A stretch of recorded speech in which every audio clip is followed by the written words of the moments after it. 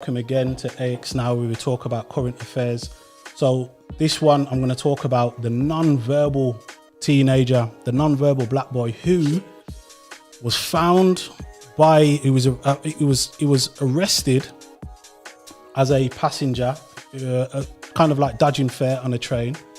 And so here's the background. So this young black boy who is now known to have learning difficulties or SEN needs does not communicate, he does not talk.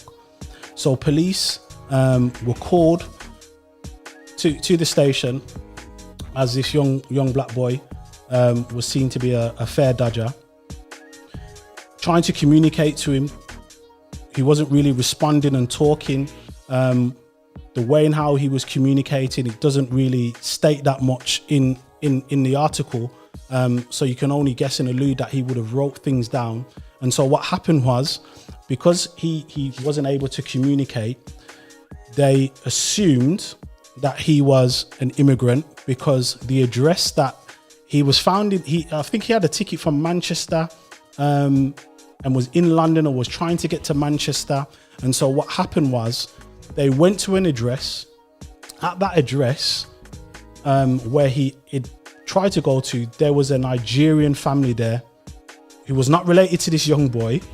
So because there was a Nigerian family, they then assumed he himself must be Nigerian or not from this country.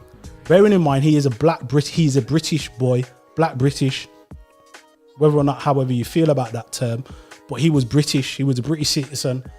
So they then took him to a detention center, ready to process him to be deported. 17 years old, British citizen, couldn't communicate. They assumed that, or because one of the defining factors, they went to the property and seen that there was a Nigerian family there. And so they then concluded he can't be a British citizen, and so we're going to deport him. What kind of madness is this? One, where were they going to deport him to? We guess Nigeria because of the family that they went to, although he was not related to that family. So he's black. We've gone to a black household. Nigerian, there must be some kind of connection. Who else could this happen to? Who else would this happen to? If this was a white young male, would they then assume, well, he can't be British? Would they deport him to Ireland? Would they deport him to Poland? Would they deport him to America? How is this even possible? Still happening in big old 2022. All I know what needs to happen, massive investigation. There's some people that need to be sacked. There is no way that you can get to that process where you are now detaining him.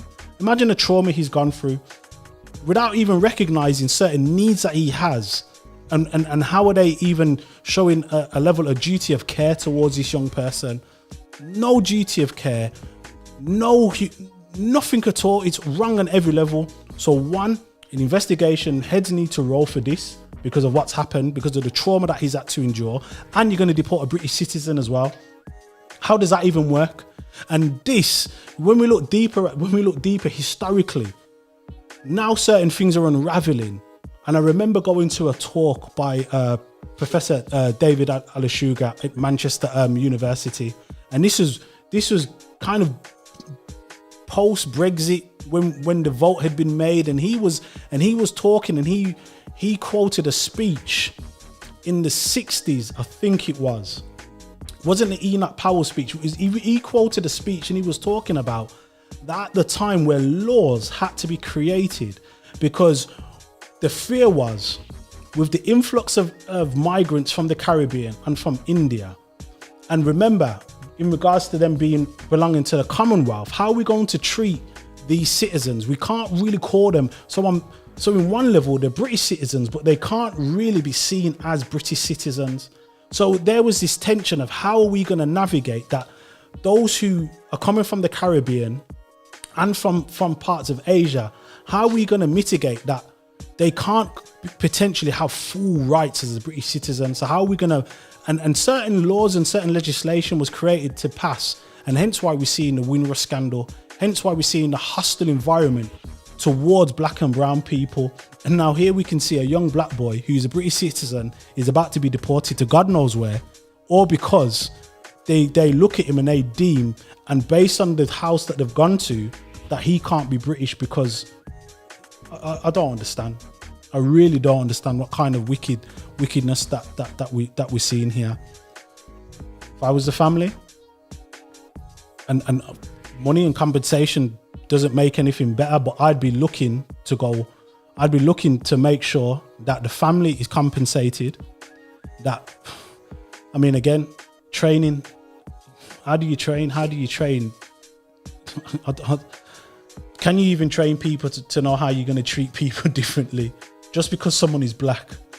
How are you then going to assume that they can't be, and because they're not communicating in a way that they can't be British, they're probably from a different country, without taking into account the needs of this young person? I don't know. I really don't know. I don't even mean to laugh, but you couldn't make it up. You really couldn't make it up, because we know categorically that would not happen if it was a white British person. Wouldn't happen. They would not be getting ready to deport them to, and where would they deport them to? But because we're like, okay, the black, they're probably not. And remember, this comes to what do we mean by British? What does Britishness mean? Synonymous with whiteness. And I'll just leave that there. Clearly, there's a lot of work for us to still do about the notion of what it means to be British. So until next time, peace. Take care. Thank you for watching the content we're putting out. Listen, make sure that you are liking, subscribing and following us on all our social channels, including patreon.com. Make sure you're finding us on there to support what we do so we can support you. And remember, guys,